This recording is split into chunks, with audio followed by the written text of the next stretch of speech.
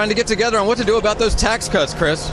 All right, Mike Vaquera, as always, it's great to see you there. Okay. And we'll talk more about this issue with our company. But now Miami police are involved in a chase right now. There you see it live on your screen. Let's go to Richard Louie, who's been following this for us. Hey, Chris, yeah, we're just getting this video that you're seeing live on the screen at the moment. It looks like some gray SUV, could be a Ford, not sure at the moment. What we have seen, at least in the last 10 minutes, from what we understand, is that car, that gray SUV, actually got stopped at one point. You can see about 6 police cars in white following at the moment, but it was stopped at one moment, and police got out of their vehicles and had a gun pulled on that gray car. But then somehow that gray SUV escaped, and now you see what is happening now. WSVN with their chopper cam in Miami. 11 o'clock in the morning, it can get kind of busy, but they're running through the streets at the moment. We'll keep on top of it for you right here. All right. Thanks very much, Richard. We will let you know as we find out what might happen there. But let's bring in our company, Karen Finney and Mark Tapscott. I thought that was an interesting way when we heard it from Vic. Is cooperation delayed, cooperation denied? Karen, what do you have? A lot more to talk about. But now let's get back to Richard Louie, more on that police chase in Miami. What's going on there, Richard? Yeah, Chris, it's still going on at the moment. We have more information as we take a look at some of the live video that's coming into us from a chopper cam at WSVN. We understand now it is indeed a Ford vehicle. A blue Ford Expedition is what WSVN is reporting. A strong armed robbery is what WSVN is telling us. This happening in an area in what is Miami Beach. That area right across here from Gladeview, Brownsville. We've got Miami Beach over here, Miami Shores. This is the space we're in right now that we can tell as they're on the freeway, whether they're going to put out those tax strips to try to stop that vehicle from moving.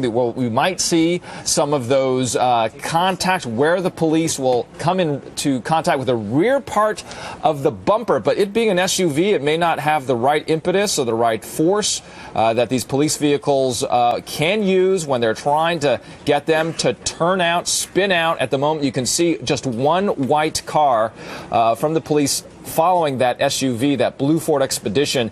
At one time in some of the pictures, we saw 7 or 8 vehicles. Now, I want to take you back. Continue to watch this, though, to describe to you what happened within the last 30 minutes.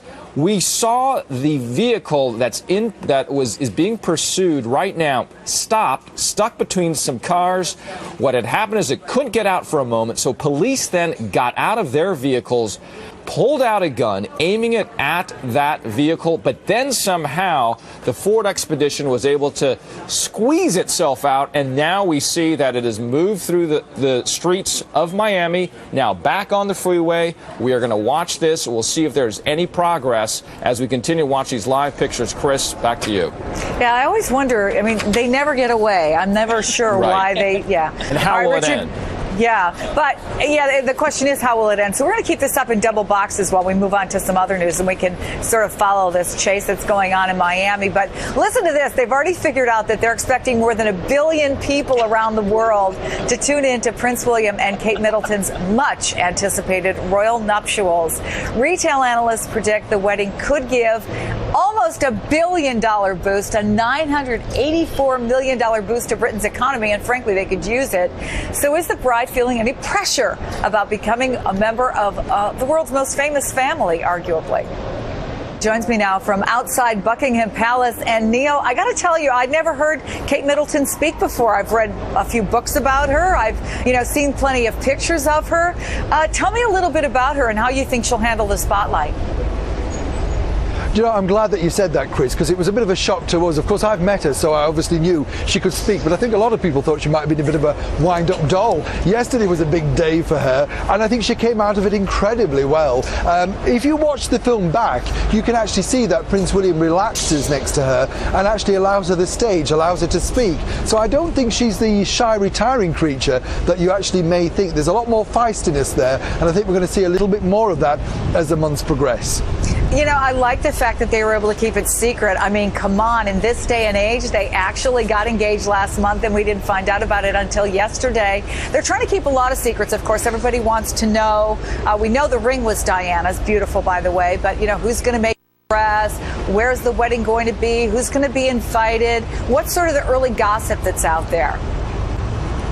Oh, we're so excited over here. And I mean, I think the world's excited because, of course, what we really want to know, like you say, are who are going to be the guests, make the cake, the dress. I think the sort of pressure on Kate to get, or Catherine as we now call her, to get the dress right must be phenomenal. Already we can tell you behind me, designers are putting forward their plans so that people can see them and see what she may wear or what she won't wear. What we can tell you first, that I found out this afternoon, is something that it's going to be more of an organic wedding, whatever that may mean, but we think sort of greeny, something in keeping with, of course, the way that we're living now, quite austere times. So I'm not expecting Kate to be splashing the cash and possibly having that fairy tale princess look that we all want her to have, though.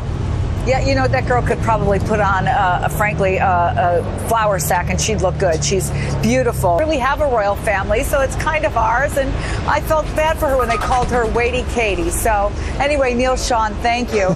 Let's go back. Oh, look at what's going on. Let's go back to Richard Louis. The car just crashed in the Miami Chase.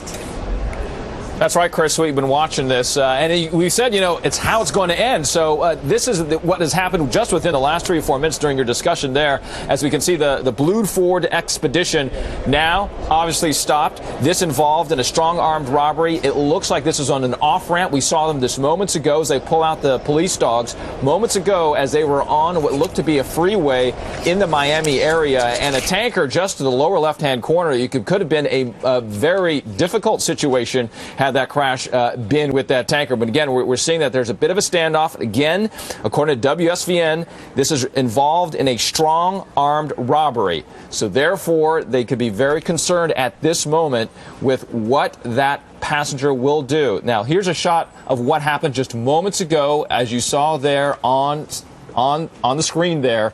And now the aftermath, the live pictures from WSVN and the chopper can on the lower left-hand side. So we will see, as we see his hands going out the window at the moment, evidently saying that he is giving up. Okay, so we're watching this situation here live in Miami as the police at the moment we'll see if they approach the vehicle, Chris, and the police dog moving closely as well. These police officers, they train for exactly these kinds of situations. There was a whole string several years back when these car chases ended badly, and there was a renewed emphasis on training officers for just this kind of situation. So you can bet that they know just what they're doing there. Yeah, there's the concern, of course, of this speed and perhaps the recklessness that might evolve from the car in pursuit. And the safety of those around. And it looks, at least from what we've seen in these pictures, Chris, in the last 15 minutes, that it was fairly safe. Only seeing this finishing product, which is, again, the driver of that car in pursuit, now getting out and climbing out the window. Yeah. And they're telling him to get down. They always tell him to get down. They want to see, make sure where his hands are, make sure he doesn't have a weapon or have access to a weapon. They will approach him very, very carefully. There you see, now they've got him. And as they move on, and it looks like that they're moving on the right side, breaking in the window. Not sure if there is or what is on the right side of this blue Ford Expedition. As it started, according to WSVN, earlier today, and going through some of the streets. It happened earlier in a part that is across from Miami Shores, there in Brownsville in Miami, going through the streets, then got on what looked to be a major thoroughfare. And count the vehicles there, 2, 4, 6, 8, 10, 12, 14, 16, 18, 20, 22, 24, 26. It goes on and on. A line of some 30 police vehicles that were involved in this pursuit in Miami. 11:17 a.m., getting close to lunch in that area, but just swarming this blue Ford Expedition. It looks like they only have one suspect, at least from what we can see in the white shirt there, as he is limping a bit after what was a head-on collision with something. Let's show it to you again in terms of what happened earlier. It looked to be in sort of an off-ramp situation, getting in contact with that, right there, that tanker, and not winning in that situation, stopping cold the blue Ford Expedition as he is now moved into one of the police vehicles, 28108. Not needing to use some of those procedures that you were alluding to there, Chris, which we have seen many times on air during these pursuits, which is the tapping of the rear bumper of the vehicle that is being pursued, causing it to spin out. That didn't seem to be one of the procedures that they were attempting, at least from what we saw. We also did not see necessarily the application of those tacks that they'll put out in strips to try to blow out the tires. Again, we seeing the end there in that collision with that tanker. So, Chris, it has come to an end in about 30 minutes. Yeah, and always breathe a sigh of relief that apparently nobody's seriously hurt, although obviously the guy who was on the run got shaken up a bit. Thank you, Richard. Appreciate you following that for us. We're back here in Washington.